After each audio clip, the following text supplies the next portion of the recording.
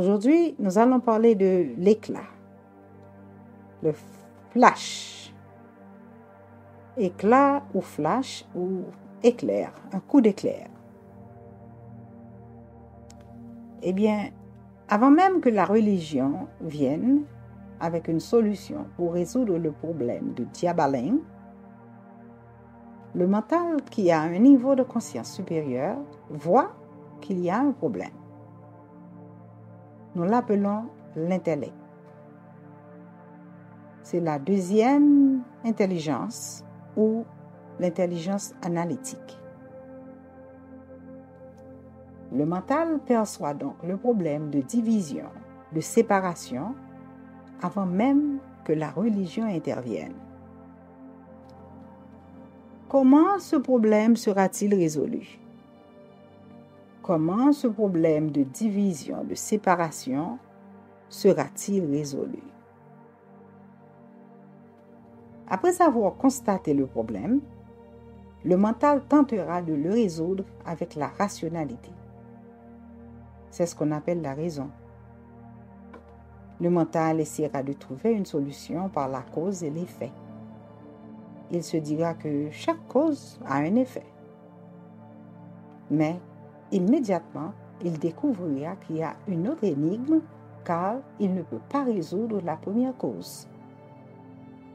À partir de là, les philosophes se posent des questions infinies. Ils ne peuvent pas trouver la cause du premier effet.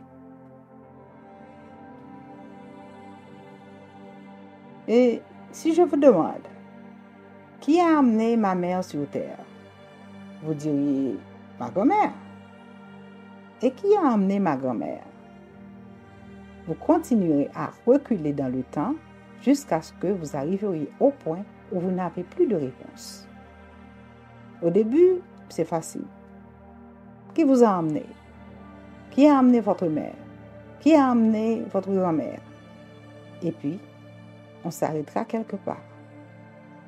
Donc, il n'y aura aucun résultat avec ce genre d'approche.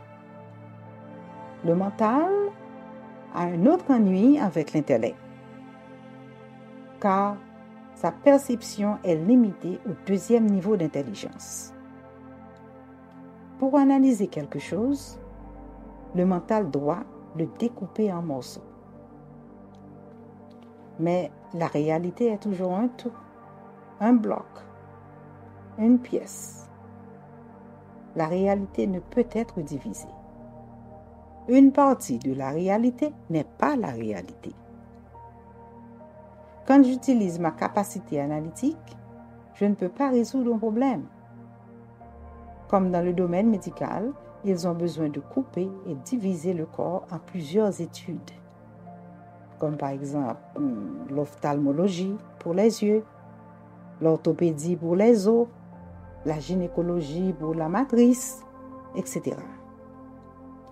Ils analysent tous la vie, mais de morceau en morceau. Mais la vie est un tout. Il n'y a pas de vie en plusieurs morceaux. Si le bras de quelqu'un est coupé, pendant un bref instant, le bras sera encore en vie. Mais, après un certain moment, il va pourrir. Si une branche d'un arbre est coupée, elle aura l'air d'être en vie pendant un temps, après quoi, elle s'estompera. Pour être vivant, quoi qu'il en soit, on doit être connecté à la source. On doit être connecté avec l'énergie qui circule à l'intérieur. Maintenant, les religions proposent quoi? Eh bien, ils offrent un troisième niveau de connaissance. On peut dire aussi un troisième niveau d'intelligence. C'est pareil, intelligence, connaissance. Donc, ce troisième niveau d'intelligence ou de connaissance, on l'appelle Cyclope dans la mythologie grecque. Dans le christianisme, on l'appelle le Fils de l'homme, l'agnos. Comment ça marche?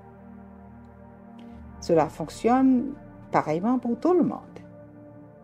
Disons que quelque chose vous dérange. Vous êtes resté éveillé toute la nuit.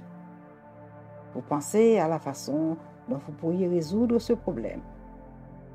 Finalement, découragé, vous laissez tomber. Et soudain, vous avez une idée. Une idée sortie de nulle part. Elle vous frappe comme un éclair. Et la réponse est là. Le problème est résolu. C'est pourquoi on l'appelle cyclope. Ce mot cyclope signifie éclat, signifie flash. C'est le 3e niveau de connaissance. C'est la gnose. Platon l'appellera le monde des idées. Les orientaux l'appelleront la présence, le maintenant. Le philosophe Spinoza l'appellera le 3e mode de connaissance. Nietzsche l'appellera l'homme supérieur. En fin de compte, tout le monde lui donnera un nom différent parce qu'ils ne savent pas. Vraiment, ils ne savent pas ce que c'est et d'où cela vient. C'est un flash, une lumière soudaine, une pensée soudaine. Et le problème est résolu.